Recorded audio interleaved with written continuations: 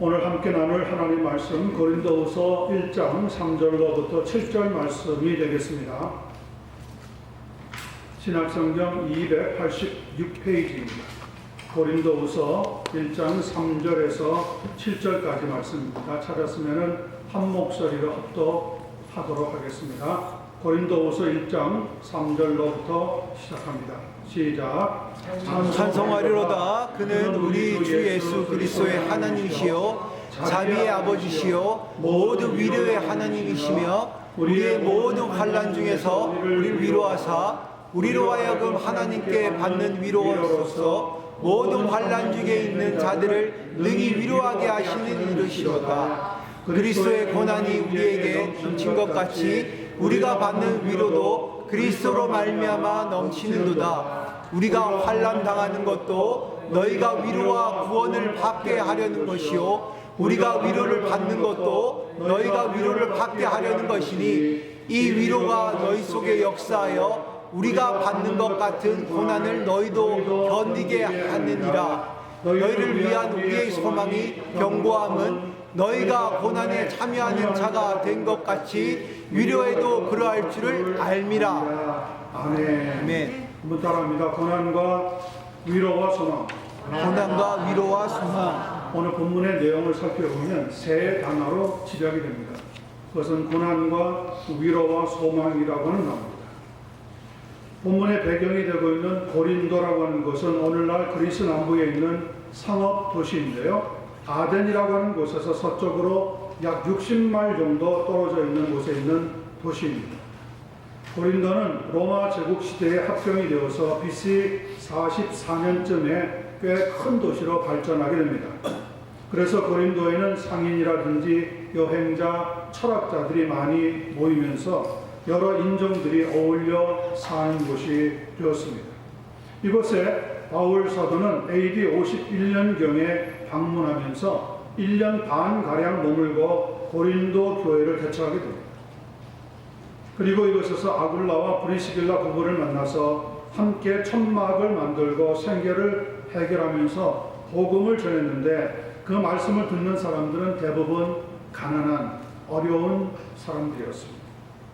AD 52년 후반에 고린도를 떠나는데 갱그레아를 거쳐 에베소로 갔을 때 고린도 교회에 내분이 생겨서 분당이 일어났다고 하는 소식과 외부적으로는 교리에 대한 공격을 받아서 그 어느 때보다도 어렵다고 하는 소식을 듣고 나서 편지를 쓰게 되는데 그 편지의 본문이 바로 우리가 대하고 있는 고린도 후서입니다.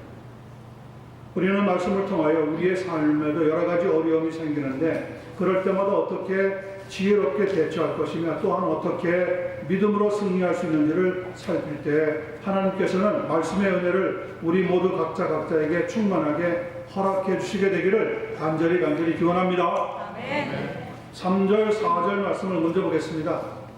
찬송하리로다. 그는 우리 주 예수 그리스도의 하나님이시여 자비의 아버지시여 모든 위로의 하나님이시며 4절 우리의 모든 환난 중에서 우리를 위로하사 우리로 하여금 하나님께 받는 위로로서 모든 환난 중에 있는 자들을 능히 위로하게 하시는 이시로다. 자, 오늘 본문 3절에 보니까 고린도후서의 저자가 되는 바울 사도는 하나님을 가리켜 예수 그리스도의 하나님 그리고 자비의 아버지 모든 위로의 하나님이라고 표현하고 있습니다. 예수 그리스도의 하나님이라고 하는 것은 예수 그리스도를 이 땅에 보내셔서 인류를 구원하시기를 기뻐하신 하나님이다. 그런 뜻을 가지고 있습니다. 요한복음 20장 17절을 보면 부활하신 다음에 예수님께서 막달라 마리에게 이렇게 말씀하십니다. 너는 내 형제들에게 가서 이르되 내가 내 아버지 곧 너희 아버지 내 하나님 곧 너희 하나님께로 올라간다 하라고 말씀하시므로 이 말씀을 증거해 주셨습니다. 자비의 아버지라고 했는데 영어 성경에 보면 mercies, 자비들이라고 하는 복수를 사용하므로 단수가 아니라 많은 자비를 가지고 있는 하나님이라고 하는 뜻을 알려주고 있습니다. 그렇습니다. 하나님은 자비와 긍휼이 풍성하십니다.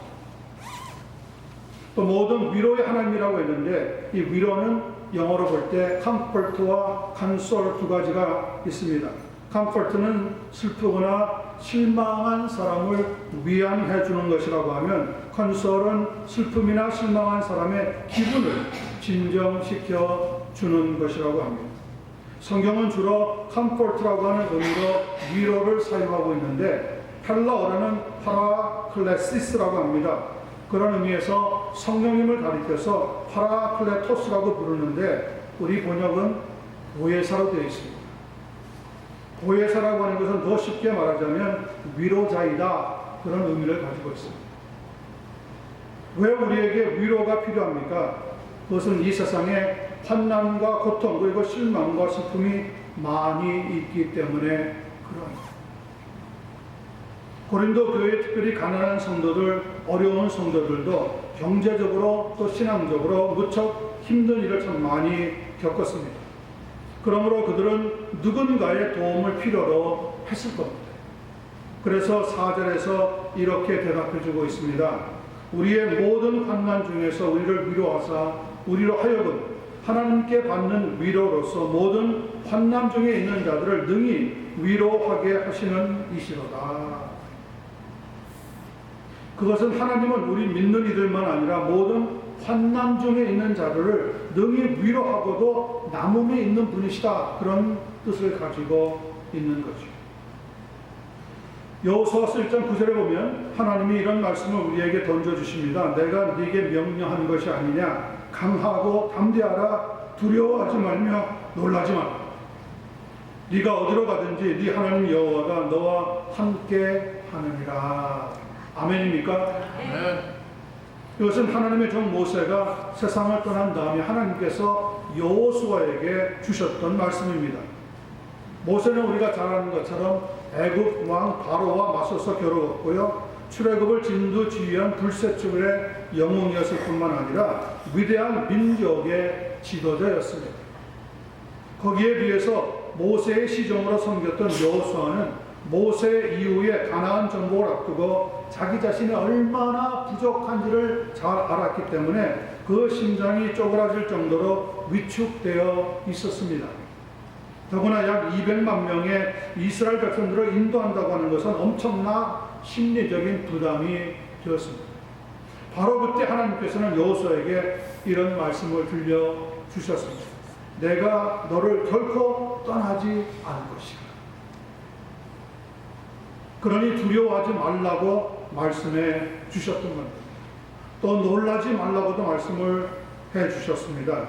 이 말씀을 들었던 여호수아는 하나님께서 베풀어 주시는 놀라운 위로를 통해서 힘과 용기를 얻을 수가 있었던 겁니다. 여러분, 사람이 위로해도 마음에 위안이 되어지는데 하나님이 위로할 때 우리는 그 위로가 충만하게 될 줄로 분명히 믿습니다. 러시아의 문어라고 알려진 알렉산더 푸시킨이라고 하는 사람이 지은 삶이 그대를 속일지라도 라고 하는 시가 있습니다. 들어보세요. 삶이 그대를 속일지라도 슬퍼하거나 노여워하지 말라. 슬픔의 날 참고 견디면 기쁨의 날이 오리라. 마음은 미래에 살고 현재는 늘 슬퍼하는 것. 모든 것은 순간에 지나가고 지나간 것은 다시 그리워지느니라. 삶이 그대를 속일지라도 노하거나 서러워하지 말라. 절망의 나날을 참고 견디면 기쁨의 날은 반드시 찾아오리라. 마음은 미래에 살고 현재는 언제나 슬픈 것. 모든 것은 한순간에 사라지지만 가버린 것은 마음에 소중하리라. 삶이 그대를 속일지라도 슬퍼하거나 노하지 말라. 우울한 날들을 견디며 믿으라. 기쁨의 날이 분명히 오리니 마음은 미래에 사는 것, 현재는 슬프지만 모든 것은 순간적이며 지나가는 것이니 그리고 지나가는 것은 훗날 나에게 소중하게 되리라. 삶이 그대를 속일지라도 슬퍼하거나 노하지 말라. 소름의 날을 참고 견디면 기쁨의 날은 반드시 오고야 말리라. 저는 그가 믿는 사람이었는지 아니었는지 잘 모릅니다. 그런데도 그는 마음은 미래에 살고 현재는 늘 슬픈 것이니 노하거나 서러워하지 말라. 절망의 날을 참고 견디면 기쁨의 날이 반드시 찾아오리라고 하는 믿음의 고백과 같은 시를 남겼습니다. 성도 여러분, 살아가면서 때때로 힘이 들고 어려울 때가 있습니까? 저는 고린도전서 10장 13절의 말씀을 그럴 때에 깊이 묵상해 보기를 권면합니다. 사람이 감당할 시험 밖에는 너희가 당한 것이 없나니 오직 하나님은 미쁘사 너희가 감당하지 못할 시험 당함을 허락하지 아니하시고 시험 당할 즈음에 또한 피할 길을 내사 너희로 능히 어떻게 한다고요? 감당하게 하시느니라. 여러분, 어려울 때마다 하나님을 찾으시기 바랍니다. 예수 그리스도의 하나님, 우리의 아버지, 모든 위로의 하나님, 그분을 찾으면, 그리고 그분에게 진실되게 기도하면 하나님은 그렇게 간절히 기도하는 이들의 기도를 결코 거절하지 않을 줄로 확신합니다. 반드시 하나님께서 우리를 도우시고 역사해 주실 것입니다. 그런 하나님의 도우심을 예수 그리스도의 하나님, 그분을 통하여서 우리의 삶의 풍성이 얻게 되기를 간절히 축원합니다. 두 번째 봅니다. 5절입니다. 오늘 말씀의 본문의 핵심입니다. 그리스도의 고난이 우리에게 넘친 것 같이 우리가 받는 위로도 그리스도로 말미암아 넘치는도다. 그리스도의 고난이라고 하는 것은 물론 그리스도께서 우리를 구원하시기 위해 몸소 십자가에서 죽음을 맞이하시기까지의 모든 고난을 가리킵니다. 그리고 동시에 그 고난은 그리스도의 복음을 전하기 때문에 그리스도의 제자라든지 그리스도의 몸된 교회가 겪게 되는 여러 가지 종류의 고난들을 뜻하기도 합니다. 바울 사도는 복음을 전하다가 그리스도의 고난을 누구보다도 넘치게 경험한 사람입니다. 고린도후서 11장 23절로부터 27절에 자신이 당한 경험을 이렇게 기록하고 있습니다.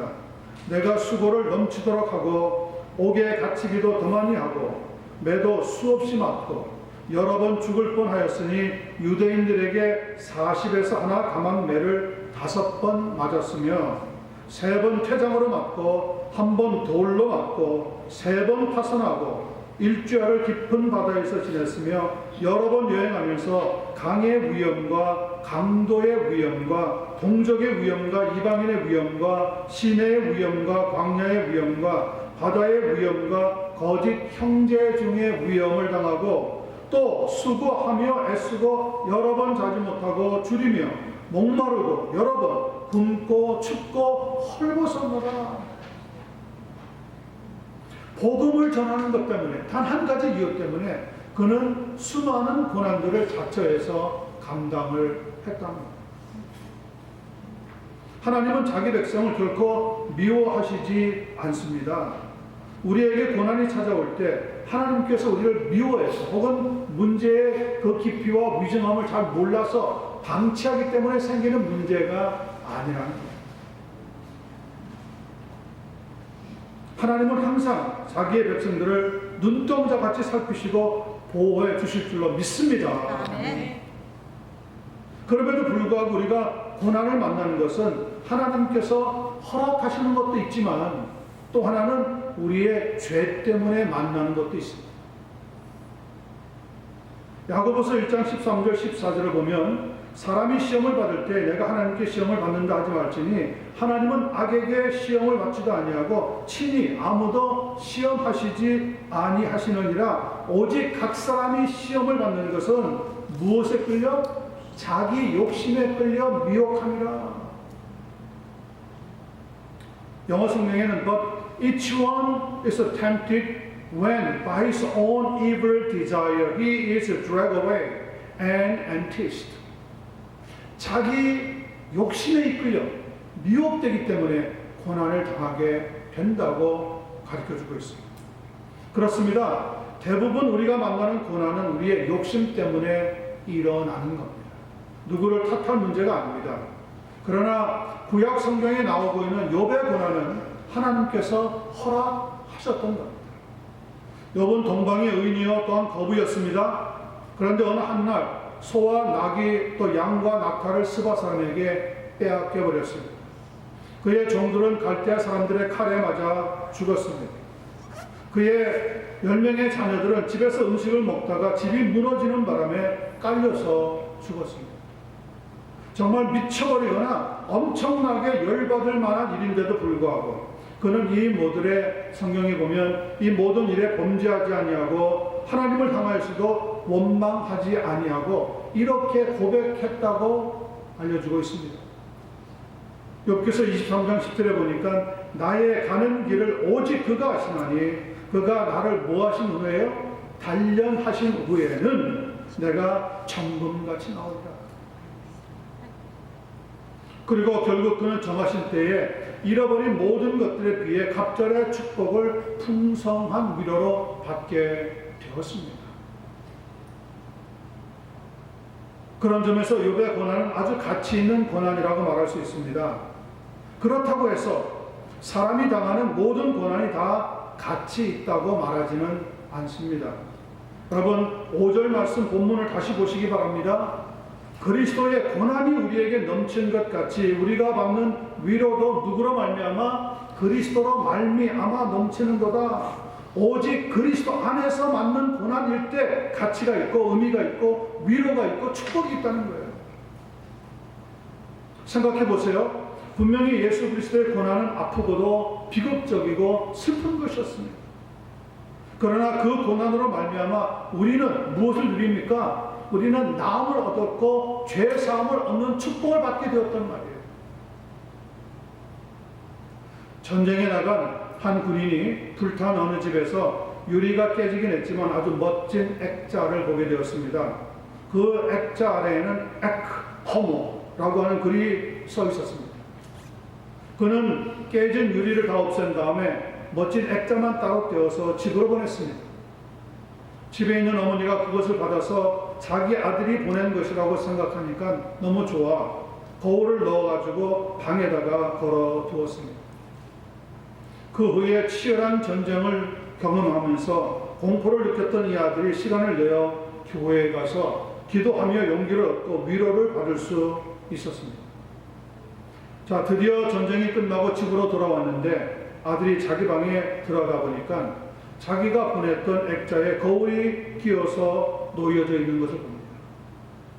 거기엔 ekhomo라고 하는 단어의 뜻을 어머니가 누구한테 들었는지 모르지만 영어로 이렇게 번역을 해놓았습니다. Behold the man. Behold the man이라고 하는 것은 그 사람을 보라. 그 사람을 보라. 원래 액자에는 예수님의 얼굴이 보관되어 있었던 겁니다. 그러니까 예수님의 얼굴을 보라. 그런 의미로 ekhomo라고 하는 라틴어가 적혀 있었는데 아들은 라틴어를 모르니까 무슨 일인지 모르고 액자가 좋은 것만 알고 어머니에게 보냈는데 어머니는 아들이 자기에게 보냈다고 생각하고 그 밑에다가 번역을 써놨는데 Behold the man, 그 사람을 보라 하는 글을 적어 놓았던 거예요. 그 영문으로 번역되어 있는 글을 보는 순간 아들이 거울을 들여다봅니다. 분명히 거울을 들여다보는데 자기 얼굴이 탁 비치는데 잠시 후에 그 얼굴과 겹쳐서 예수님의 얼굴이 보입니다. 깜짝 놀라가지고 그 자리에서 충격을 먹은 이 아들이 자리에 엎드려집니다. 그리고 생각해 보니까 그 전쟁의 위험한 한복판에서 자기를 위로하시고 보호하신 것이 예수님이었다는 것을 깨닫게 된 거죠. 그리고 흐느껴 울면서 예수님을 자기의 구주로 자기 하나님으로 영접하는 놀라운 기적과 같은 순간이 있었다고 합니다. 자기의 얼굴에 예수님의 얼굴이 포개지는 그것은 크나큰 은혜입니다. 여러분 거울을 볼 때마다 거기에서 누구를 봅니까? 나의 상한 얼굴? 나의 피골이 상접한 얼굴? 시간이 가면서 점점점 주름이 잔뜩 낀 그런 얼굴이요? 아니요. 내 얼굴 위에 겹쳐서 예수님의 얼굴을 볼 수 있는 사람이 되셔야 합니다. 날마다 우리는 예수 그리스도 안에서 살아가는 사람인 거죠. 뭐라 그랬습니까? 그리스도의 위로를 통하여서 나의 고난에도 위로가 차고 넘치게 되었다고 오늘 고백하고 있죠. 거울을 볼 때 내가 모양 내기 위해서, 메이크업하기 위해서 보는 것이 아니라 물론 그런 용도도 있지만 그걸 보면서 내 안에 살아계신 예수 그리스도의 얼굴을 발견하려고 하는 사람, 그런 사람에게 특별한 은혜가 주어지게 된다는 거죠. 히브리서 12장 2절에 보면 그래서 믿음의 주여 또 온전케 하시는 이 예수를 바라보자. 그는 그 앞에 있는 기쁨을 위하여 십자가를 참으사 부끄러움을 개의치 아니하시더니 하나님 보좌 우편에 앉으셨느니라 말씀하고 있습니다. 성도 여러분, 자기 잘못으로 당하는 고난은 무의미합니다. 그러나 그리스도 안에서 당하는 고난, 그리스도 때문에 만나는 고난, 그 고난은 가치 있는 겁니다.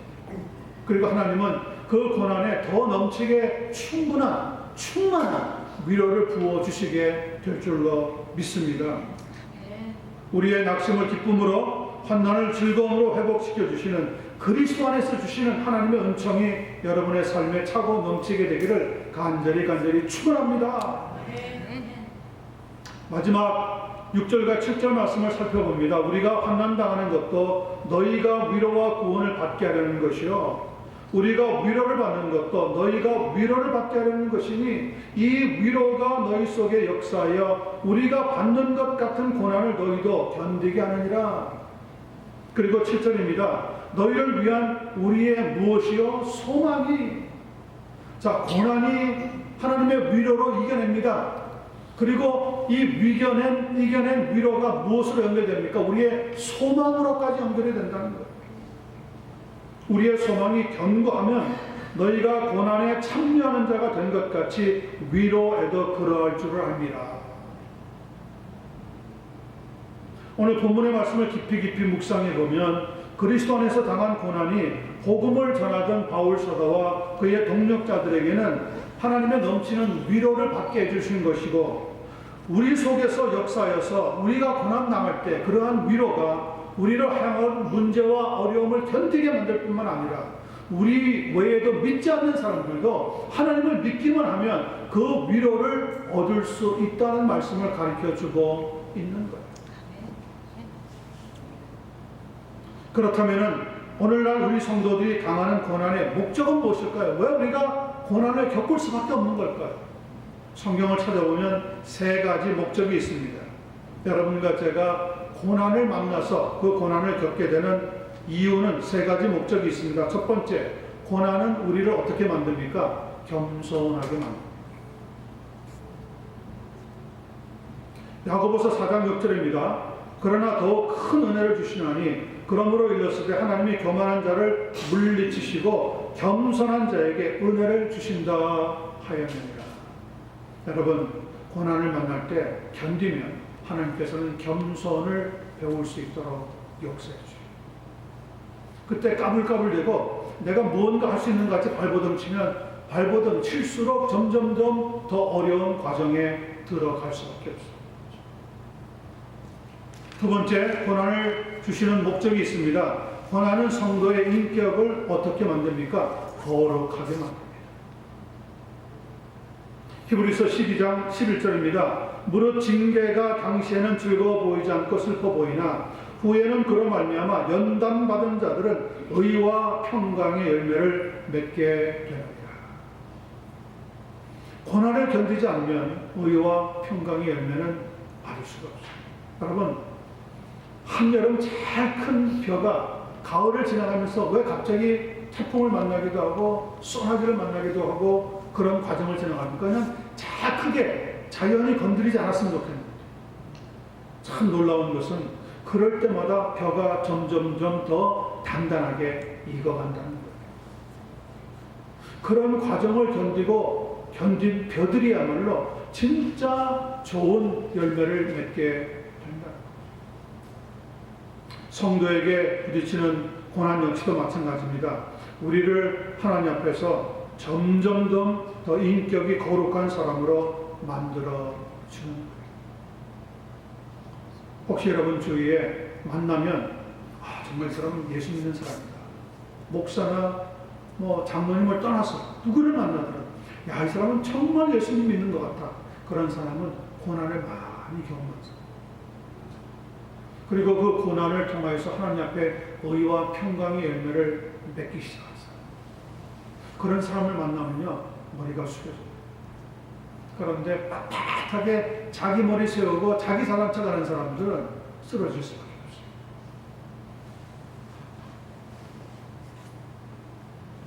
제가 신학교 때 1년을 지나고 2년째 되니까요, 공부하는 게 그렇게 어렵지 않더라고요.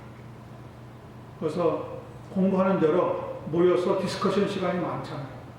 그래서 교수가 우리 학생들을 몇 개의 조로 나누어 가지고 디스커션 한 다음에 거기에 답을 가지고 오라 하면서 성경에 몇 구절을 하나씩 준 거예요. 그래서 우리 같은 동료 학생들이랑 같이 그걸 놓고 30분 동안 디스커션을 하고 30분 동안 발표를 하는데, 우리 서클에 있는 아이들이 영 저랑 의견이 다른 거예요. 저는 분명히 성경을 이렇게 보고 있는데 그 사람들은 다르게 보는 거예요. 그래서 제가 좀 역정을 냈어요.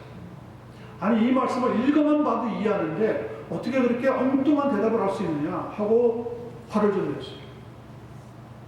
그리고 디스커션이 끝난 다음에 대표들이, 각 조의 대표들이 나와서 발표를 하는데, 제가 속해 있던 그 서클의 조장이 나와서 발표하는데, 제 얼굴이 화끈화끈 부끄럽더라고요. 그 조장이 이렇게 얘기하는 거예요.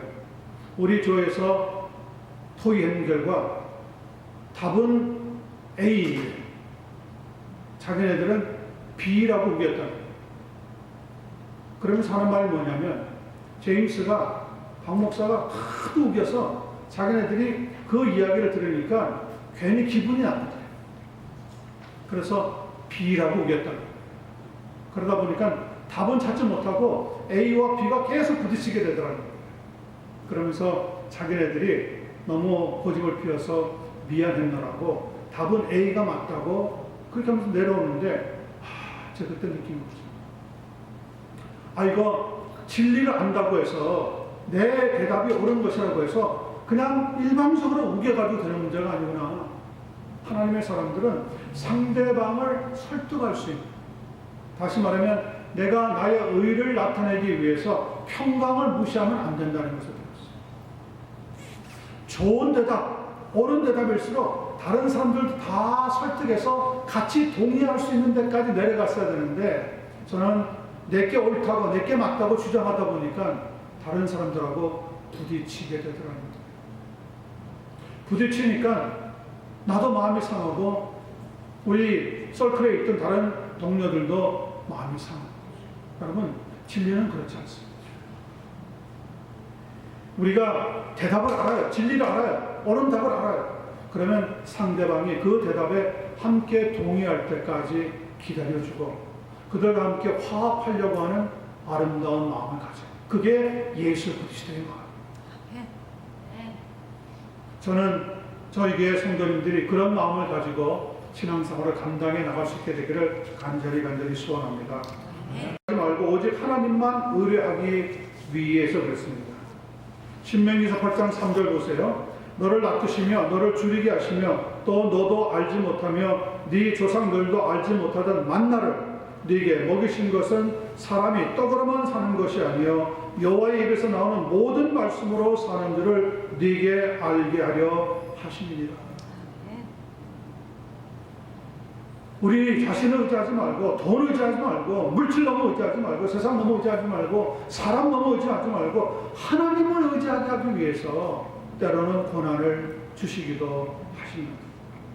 저는 이것이 가장 중요하다고 생각합니다. 성도의 믿음은요, 많은 고난들을 통해서 강해지고 견고해지게 되는 거예요. 그런데 인생의 우여곡절이 너무 많아서 아무리 자기를 이해하려고 해도 안 될 때가 있습니다. 때로는 전혀 기대하지 않던 방향으로 막 흘러나갈 수도 있습니다. 그런 점에서 요셉이라고 하는 믿음의 인물을 한번 생각해 보시기 바랍니다. 그는 참 기구한 인생을 살았습니다. 자기 형들에게 미움과 배반과 버림을 받았습니다. 아예 죽도록 큰 구덩이에 던져졌다가 나중에는 애굽 상인들에게 종으로 팔려나갔습니다. 여러분, 사람이 살아가면서 받는 상처 중에 가장 큰 상처가 뭔지 아세요? 자기가 믿고 의지했던 사람으로부터 배반당할 때거든요. 더구나 자기 가족으로부터 배반당할 때, 자기 가족들이 자기에게 등을 돌릴 때 가장 큰 아픔이 생기게 되는 겁니다. 그런 배반, 그런 아픔을 당하고 상처가 가슴 깊은 곳에 새겨져 있었을 텐데 요셉은 나중에 자기의 상처를 치유를 받았습니다. 어떻게 받았습니까? 창세기 45장 5절에 보면 그는 이렇게 고백합니다. 형들이여, 당신들이 나를 이곳에 팔았다고 해서 근심하지 마소서. 하나님이 생명을 구원하시려고 나를 당신들보다 먼저 보내셨나이다. 그러니까 요셉은 자기 자신의 기구한 운명을 한탄하지 아니하고 구원이라고 하는 섭리로 하나님의 뜻을 해석하고 있다는 거예요. 형님들 걱정하지 마십시오. 하나님께서 형님과 우리 가정을 구원하시기 위해서 저를 그렇게 만들게 하셨던 겁니다. 요셉은 그가 겪었던 고난이 구원과 연결되어서 해석되니까 자기의 모든 우여곡절과 고난이 상처가 아니라 도리어 나중에 형들에게 간증하는 영광스러운 상처가 되었다는 것을 밝히고 있습니다. 시편 105편 19절에 보니까 곧 여호와의 말씀이 응할 때까지라 그의 말씀이 요셉 그를 단련하였도다 말씀하고 있습니다. 그러니까 말씀이 응할 때까지 요셉은 그런 여러 가지 우여곡절, 말로 할 수 없는 어려움을 겪었는데도 불구하고 그는 그 안에서 하나님의 뜻을 붙잡고 기다리면서 견딜 수 있었던 것이 바로 자기를 구원하실 하나님의 뜻을 알았기 때문에 그렇다는 거죠. 본문 5절에도 그래서 그리스도의 고난이 우리에게 넘친 것 같이 우리가 받는 위로도 그리스도로 말미암아 넘친다고 고백하고 있습니다. 아, 하나님께서 나를 구원하시기 위해서 그렇게 하셨구나. 아, 하나님께서 나를 통해 그들을 구원하시려고 그런 과정을 겪게 하셨구나. 나를 통해 여러 사람들을 구원하시려고, 우리 가정을 구원하시려고 그런 사건들을 경험하게 하셨구나. 이런 귀한 깨달음을 얻게 만들고 있다는 거죠. 어느 여집사님의 간증을 어제 아침에 나누었는데 이 시간에도 잠깐 나누기로 합니다. 저는 정말 찢어지게도 가난한 집에서 태어났습니다. 그러나 나중에 그것을 감사하게 되었습니다. 또한 시집도 아주 가난한 집에 가게 되었는데 이제야 그것이 감사한 조건이 된다는 것을 깨닫게 되었습니다. 제가 만약에 부잣집에 시집 갔다면 아마 예수를 믿지 않았을 겁니다. 그런데 그 가난이 바로 제가 구원받을 수 있도록 인도하신 하나님의 계획이었던 것을 깨닫게 되었습니다. 여러분, 하나님께서 우리를 향한 인생의 계획을 풀 수 있는 열쇠가 하나밖에 없습니다. 그것은 예수 그리스도를 통한 구원입니다. 내가 예수님을 통해서 구원받고 나면 내 인생이 왜 이렇게 되어 있는지, 왜 지금까지 이런 과정을 지나왔는지, 앞으로 어떤 길을 걸어가야 하는지 깨닫게 된다는 거죠. 그런데 내 삶을 하나님의 손에서 구원받게 하시는 그 역사의 손길을 느끼지 못하고 엉뚱하게 해석해버리니까 우리의 삶이 막 엉클어지는 거예요. 다른 사람과도 막 부딪히게 되어지고 나도 모르게 내 성질 막 내게 되고 결국 실패의 삶을 살 수밖에 없어요. 아멘. 그렇지 않습니다. 오늘 성경의 말씀은 분명히 하나님께서 그리스도 안에서 우리를 구원하신 그 계획을 보면 나의 삶이 이해가 될 수밖에 없다. 저희가 한국에서 어렵게 살다가 정말 경제적으로 힘들게 살다가 아버님이 나중에 많이 경제적으로 넉넉한 가정이 되셨습니다. 그냥 한국에 살아도 될 뻔했어요. 그런데 미국에 이민 오게 되었어요. 저는 미국에 이민 오고 나서야 왜 하나님이 우리를 이곳에 보낸지 깨닫게 되었어요. 한 가지, 우리를 하여금 예수 믿게 하기 위해서. 한국에 있었으면 저희는 예수님 만나지 못했을 겁니다. 아니, 하나님을 믿지 못했을 겁니다. 저희 친척들, 우리 주변 아무리 둘러봐도 예수 믿는 사람이 없었어요. 그런데 미국에 와서야 예수님을 만나게 되었어요. 아마 저와 같은 분들이 꽤 많이 있을 줄 압니다. 그리고 저는 예수님을 믿으면서 그 구원이라고 하는 계획이 저로 하여금 어떤 길을 걸어가야 하는지 인생의 뜻을, 인생의 목적을 깨닫는 도구가 되었던 겁니다. 여러분, 앞으로도 하나님께서는 우리의 인생의 길을 인도해 가실 겁니다. 그러나 그런 과정에서도 내 인생의 목적을 풀 수 있는 유일한 열쇠는 예수 그리스도로 말미암는 구원이라고 하는 손길에 있습니다. 그 손길에서 벗어나지 않게 되기를 바랍니다. 그리고 주님의 손길에 붙잡혀서 능력과 치유와 소망의 은혜를 얻게 되기를 바랍니다. 그럴 때 여러분들은 복음의 위로자가 되어서 다른 이들에게도 위로를 줄 수 있는 사람이 될 줄로 믿습니다. 그런 은혜를 주님 안에서 얻게 되기를 예수 그리스도의 이름으로 간절히 축원합니다. 기도하겠습니다.